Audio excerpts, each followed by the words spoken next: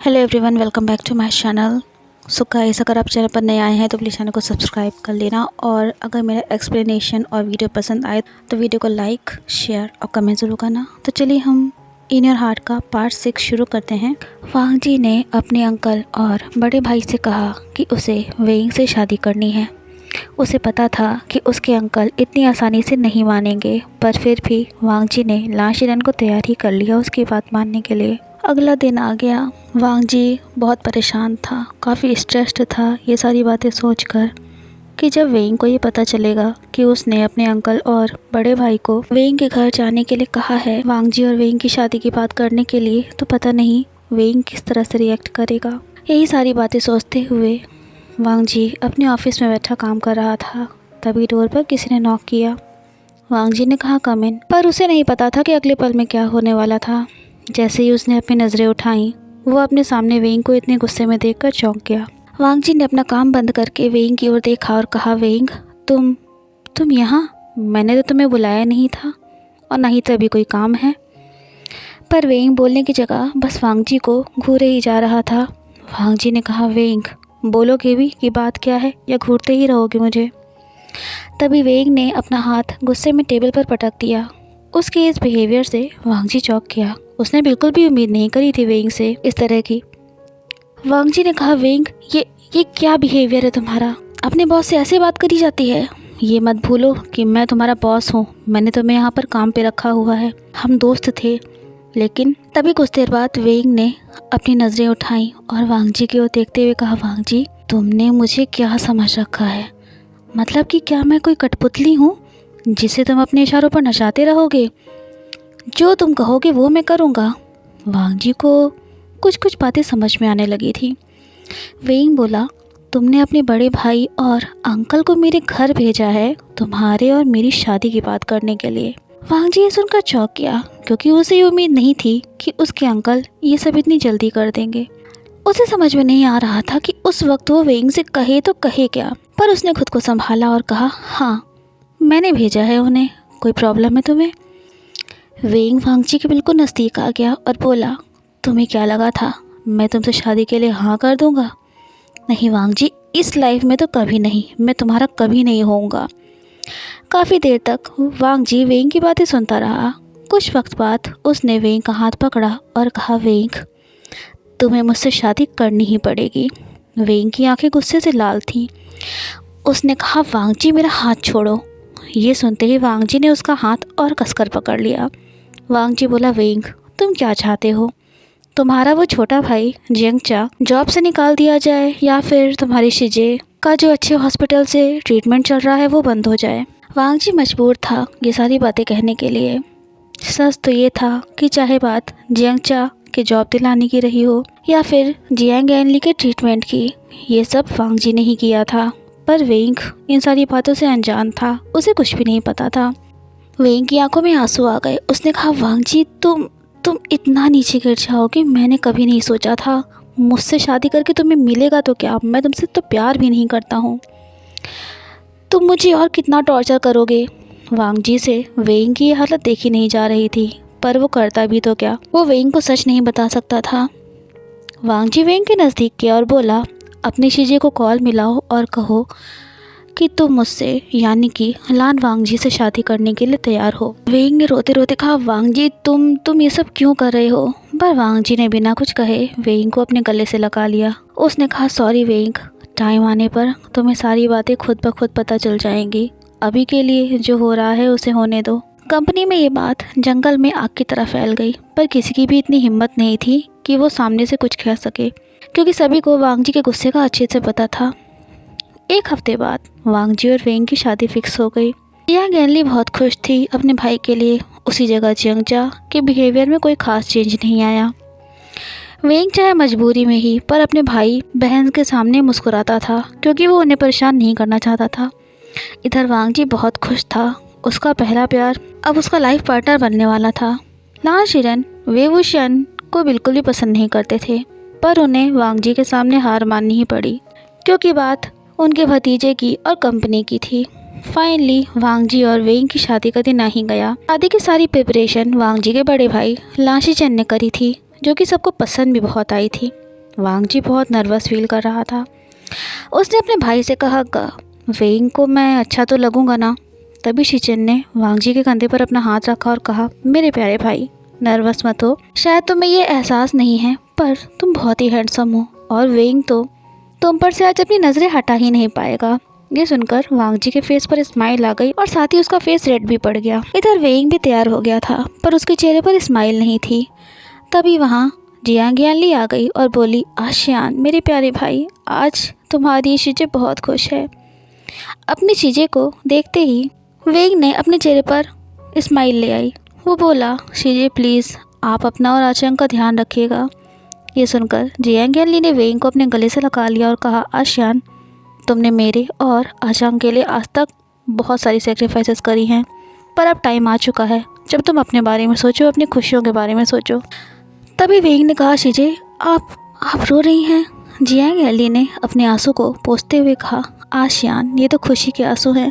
कितने टाइम बाद हमारी फैमिली में सब कुछ ठीक होने जा रहा है। वेइंग अपनी शीजे की बातें सुनते सुनते मन ही मन कहता है, शीजे मैं वांग जी को आपके या जियांगचा के साथ कुछ भी गलत नहीं करने दूंगा। आखिरकार वो पल आ ही गया जिसका वांग जी को इतने सालों से बेसब्री से इंतज़ार था। पर यहाँ तो उल्टा ही हो गया। वांग जी की ही नज़रें वेइंग पर से हट नहीं पा रही थी। वेइंग बहुत ही ब्यूटीफुल लग रहा था। तभी शीचेन बोला, वांग जी अपने इमोशंस को बात के लिए संभाल कर रखना। वेइंग के साथ जियांग यानली भी थी। जियांगचा थोड़ी दूर पर ही खड़ा था। उसके फेस पे सेम एक्सप्रेशंस थे। लान शिरेन लोगों के बीच में बैठे थे और ये सब देख रहे थे, पर उनके चेहरे पर कोई खुशी नज़र नहीं आ रही थी। पर वो मजबूर थे, क्या ही कर सकते थे। वांग जी ने मन में कहा, वांग जी वेइंग की ओर ऐसे मत देखो, नहीं तो तुम खुद को कंट्रोल नहीं कर पाओगे और वेइंग तुम्हारा सच जान जाएगा। तभी जियांग यानली बोली, मिस्टर लान वांग जी, मेरा ये छोटा भाई आशियान दिल का बहुत अच्छा है और मैं इससे बहुत प्यार करती हूँ, पर कभी कभी ये बिना सोचे समझे कुछ बातें कह देता है। प्लीज़ आप उसे माइंड मत करिएगा और मेरे आशियान को हमेशा खुश रखिएगा। ये सुनकर वांग जी ने पहले तो जियांग यानली को बो किया, फिर धीरे से कहा, मिस जियांग मैं आपसे वादा करता हूँ कि मैं वेइंग को कभी भी कोई तकलीफ़ नहीं होने दूँगा। वेइंग वांग जी की ओर ही देख रहा था और सारी बातें सुन रहा था, पर उसने कुछ भी नहीं कहा। उन दोनों ने सबके सामने एक दूसरे का साथ निभाने का वादा किया। सारे लोग बहुत खुश थे, सिवाय कुछ को छोड़कर। तभी वांग जी और वेइंग को एक दूसरे को किस करने के लिए कहा। ये सुनकर वांग जी और वेइंग दोनों ही घबरा गए। वांग जी जानता था कि वेइंग अपनी तरफ से तो किस इनिशिएट करेगा नहीं। उसने वेइंग की कमर पकड़ी और उसे अपने नज़दीक ले आया, पर वेइंग के चेहरे पर स्माइल नहीं थी। वो थोड़ा सा घबराया हुआ लग रहा था। वांग जी जानता था कि वेइंग बहुत परेशान है और वो शायद उसे किस भी नहीं करना चाहता, इसीलिए उसी ने वेइंग के लिप्स पर किस कर लिया। वेइंग का फेस रेड पड़ गया। वांग जी तो उसे किस करना बंद ही नहीं कर पा रहा था, पर तभी उसे एहसास हुआ कि वो दोनों तो पब्लिक में थे। ये याद आते ही वांग जी ने खुद को वेइंग से दूर कर लिया।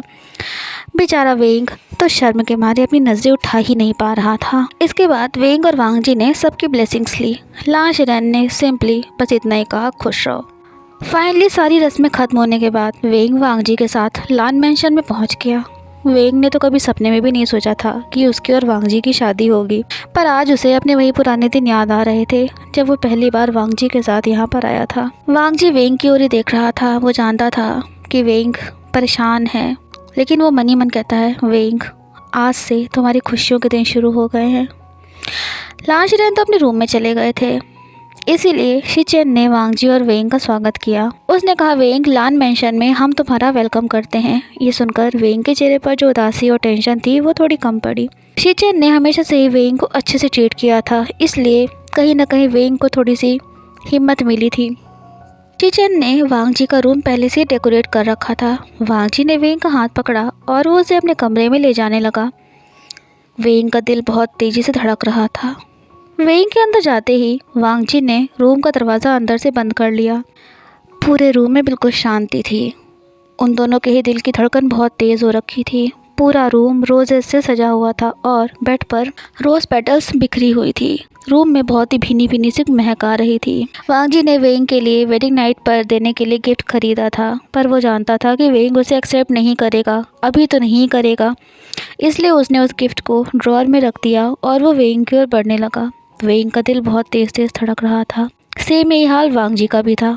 तभी वांग जी वेंग के नज़दीक गया और उसने बिना कुछ बोले वेंग को अपने गले से लगा लिया। वो वेंग से बहुत ज़्यादा प्यार करता था, पर ये भी जानता था कि वो वेंग के साथ ज़बरदस्ती नहीं कर सकता है। तभी वेंग ने वांग जी को खुद से दूर किया और कहा, वांग जी, भले ही हमारी शादी हो गई है पर मैं तुम्हारे साथ। तभी वांग जी ने वेंग की आंखों में देखते हुए कहा, वेंग, तुम अब मेरे हो, मैं जो चाहे वो कर सकता हूँ, लेकिन मैं तुम्हारे साथ ज़बरदस्ती नहीं करना चाहता और ना ही करूँगा। वेंग ये सुनकर चौंक गया। उसने कहा, वांग जी, अब मैं तुम्हारी बातों में नहीं आने वाला। And I hate you, I really hate you. काश तुम। तभी वांग जी ने वेंग को बेड पर धीरे से पुश कर दिया और उसके ऊपर आकर वेंग के लिप्स पर डीपली पैशनेटली किस करने लगा। उसका वो किस बहुत ही ज़्यादा हॉट और रोमांटिक होता जा रहा था। उसने वेंग के दोनों हाथ उसके सर के ऊपर लॉक कर दिए थे। वेंग खुद को जितना दूर करने की कोशिश कर रहा था, वांग जी उसे उतना ही ज़्यादा और किस करता जा रहा था। तभी वांग जी ने वेंग की शर्ट के बटन्स को ओपन करने शुरू कर दिया और उसकी गर्दन को सक करने लगा। वेंग की सांसें हैवी होने लगी थी। तभी वांग जी ने कहा, वांग जी, ये तुम क्या कर रहे हो? खुद को कंट्रोल करो। और उसने वेंग के कान के पास जाकर कहा, वेंग। वांग जी की भी सांसें हैवी हो रखी थी और उसकी आवाज़ बहुत ही सेक्सी थी।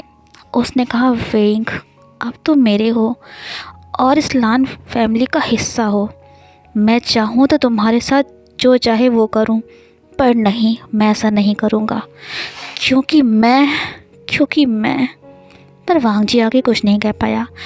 उसने कहा, वेंग, मैं वेट करूँगा जब तुम खुद से मेरी बाहों में आओगे। तुम्हें मैं पसंद हूँ या ना हूँ, अब हम हस्बैंड्स हैं और हमारी शादी सबके सामने हुई है। कोई इस बात को झुठला नहीं सकता है। वेंग की आंखों में आंसू आ गए थे। तभी वांग जी ने उसका चेहरा अपनी ओर किया और कहा, आई होप मुझे ज़्यादा वेट नहीं करना पड़ेगा। वेंग वांग जी की आंखों में देख रहा था।